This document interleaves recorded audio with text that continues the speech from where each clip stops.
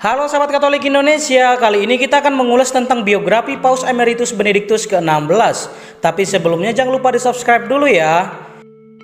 Joseph Alois Ratzinger lahir di Bavaria, Jerman tepat pada hari Sabtu Suci 16 April 1927. Ia lahir dari pasangan Joseph Ratzinger Senior dan Maria Ratzinger.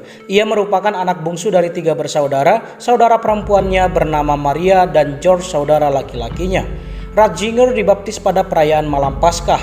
Ayahnya merupakan seorang polisi nasional Jerman yang bertugas di Bavaria dan juga seorang yang anti rezim Nazi. Ia selalu melakukan perlawanan terhadap Hitler.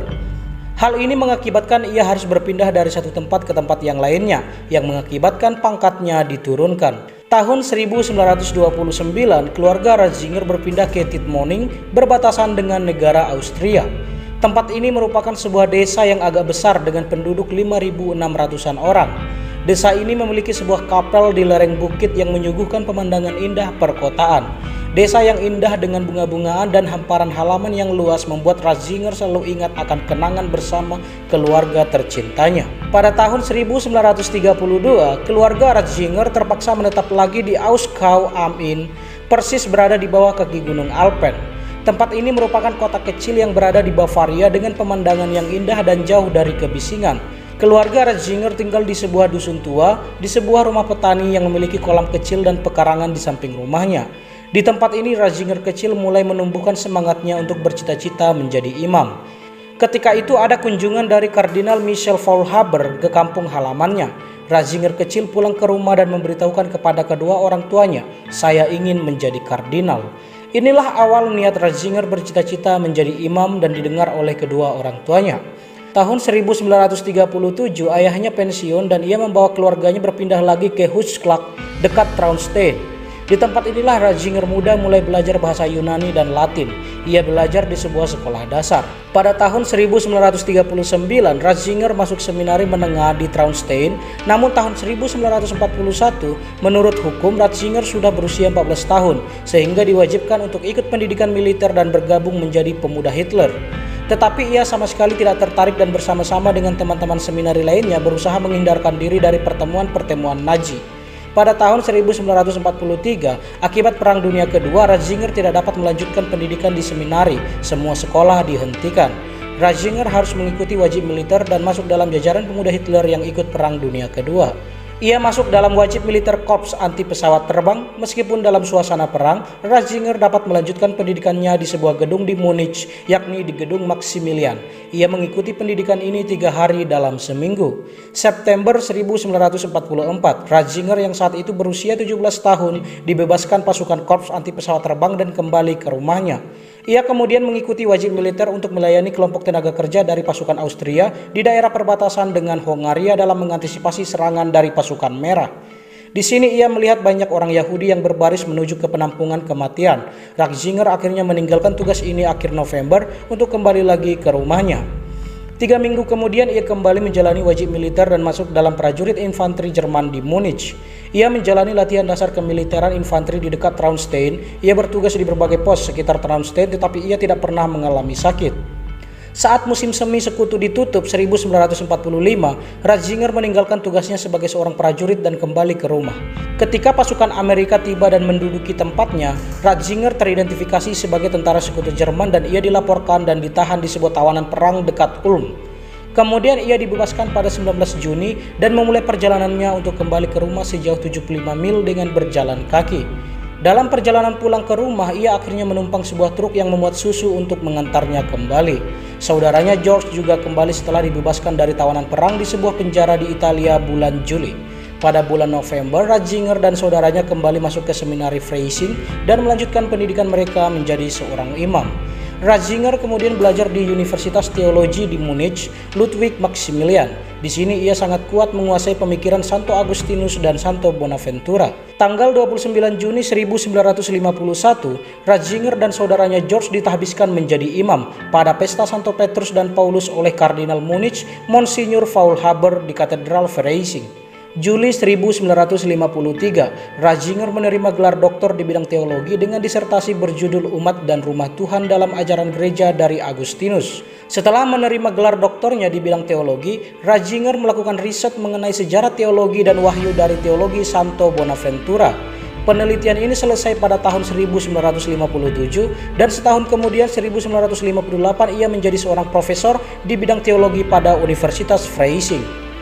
Dia dikukuhkan menjadi seorang profesor teologi fundamental pada Universitas Bonn dan mulai mengajar di sini 15 April 1959. Upacara pengukuhannya sebagai guru besar ini ditandai dengan pemberian kuliah olehnya dengan judul Allah menurut Iman dan Allah menurut Filsafat.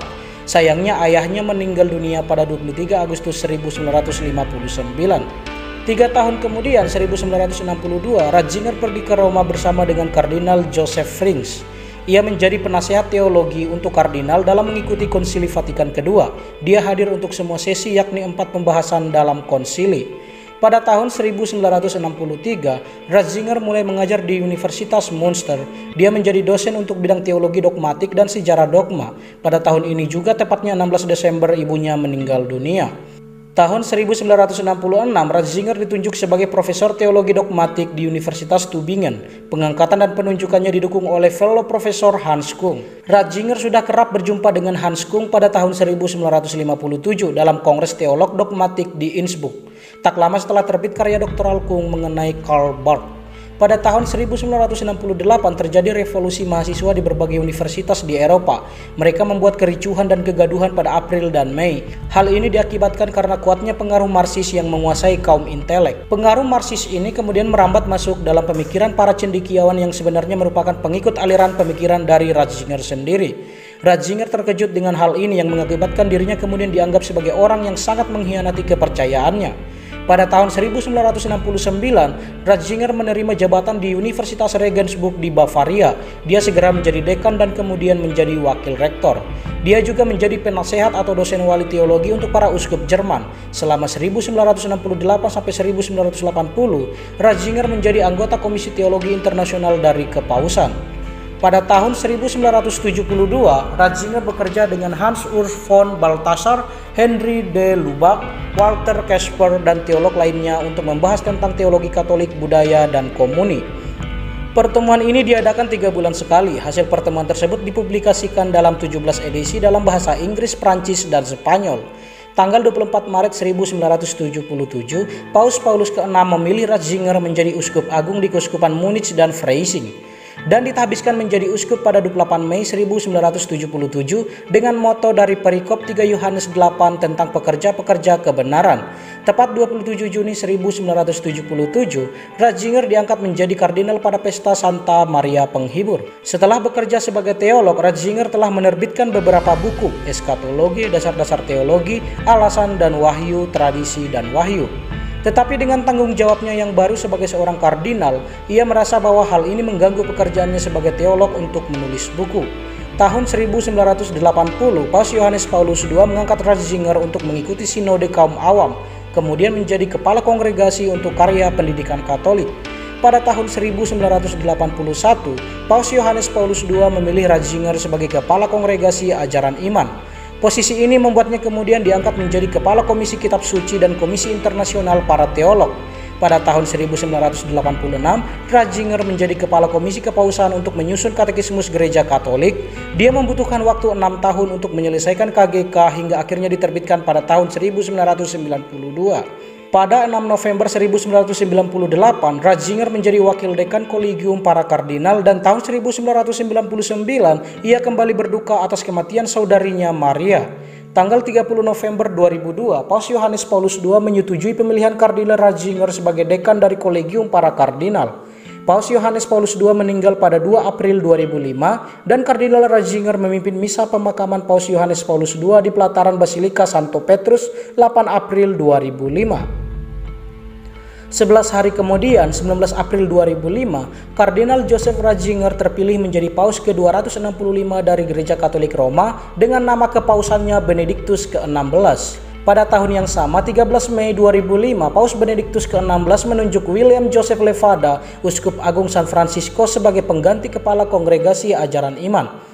Paus Benediktus ke-16 mengeluarkan ensiklik pertamanya Deus Caritas Est, Allah adalah kasih, yang dipublikasikan 25 Desember pada pesta kelahiran Tuhan Yesus Kristus. Sebagai seorang teolog besar abad ini, Ratzinger masih sangat produktif menghasilkan karya-karya besar semenjak ia mengajar di Universitas Regensburg hingga menjadi Paus Emeritus sekarang ini. Selanjutnya, Paus Benediktus ke-16 juga masih aktif menghasilkan beberapa karya terlaris sejak menjabat sebagai Uskup Roma. Paus Benediktus ke-16 ketika terpilih telah menghasilkan beberapa ensiklik untuk peziarahan gereja di abad ini. Sejak menjabat sebagai kepala tertinggi gereja Katolik, Paus Benediktus ke-16 telah membeatifikasikan 871 orang dari berbagai belahan dunia, baik kaum klerus dan biarawan maupun awam. Mereka dibeatifikasi karena keteladanan hidup dan perbuatan yang ditunjukkan selama hidup di dunia. Masa kepemimpinan Paus Benediktus ke-16 diwarnai dengan badai yang menghantam gereja Katolik. Berbagai tuduhan, kasus hukum, dan laporan tentang pencabulan anak mencapai puncaknya tahun 2009 dan 2010. Sementara beberapa tokoh senior di Vatikan pada awalnya menanggapi dengan menyerang media atau menuduh adanya persekongkolan anti-Katolik. Paus Benediktus bersikeras bahwa gereja menerima tanggung jawabnya seraya merujuk apa yang disebutnya dosa di dalam gereja. Tak lama sebelum terpilih sebagai paus pada tahun 2005, dia pernah mengeluh betapa banyaknya kotoran di gereja dan bahkan di kalangan mereka yang menjadi imam. Dia telah bertemu dengan para korban dan meminta maaf kepada mereka dan menegaskan bahwa para uskup harus melaporkan bila terjadi pelecehan. Dia juga memperkenalkan aturan baru yang mempercepat pemecatan para pastor yang diketahui melakukan pelecehan. Paus Benediktus ke-16 selama menjabat sudah memberhentikan atau memecat hampir 400 kaum tertahbis karena kasus pelecehan seksual kepada anak-anak dan kasus-kasus moral lainnya. Data statistik selama kurun waktu 2010 menunjukkan peningkatan dramatis setelah 171 imam diberhentikan dari status imamatnya. Hal ini berlangsung kurun waktu 2008 sampai 2009 ketika Vatikan pertama kali menunjukkan rincian jumlah kaum tertahbis yang telah dipecat. Bila dilihat secara baik, maka sebelumnya pihak Vatikan hanya mengungkapkan sejumlah kasus pelecehan seksual tanpa suatu eksekusi hukum sebagaimana mestinya.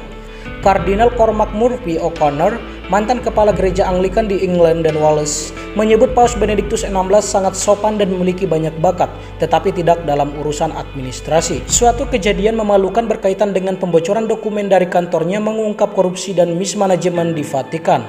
Peristiwa ini telah membuat salah satu pembantu dekatnya dihukum dan menimbulkan kesan bahwa suatu pertarungan kekuatan terjadi di kepausan. Paus Benediktus ke-16 hadir dan memperbaiki permasalahan ini dengan baik. Dia juga berusaha menjalin hubungan antar kepercayaan dengan mengunjungi Masjid Agung di Istanbul, berkunjung ke kubah batu di Yerusalem, dan berdoa bagi kedamaian di tembok ratapan.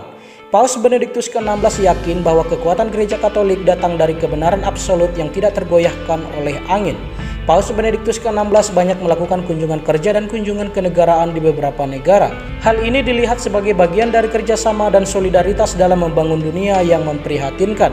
Sesungguhnya masih banyak karya dan tindakan Paus semasa jabatannya. Tanggal 11 Februari 2013, Paus Benediktus ke-16 mengumumkan pengunduran dirinya sebagai Paus atas alasan kesehatan, efektif 28 Februari 2013. Ia adalah Paus ketiga dalam sejarah Kepausan Katolik Roma yang mengundurkan diri dan Paus pertama yang mengundurkan diri atas kemauan sendiri sejak Paus Celestinus ke-5 pada tahun 1294.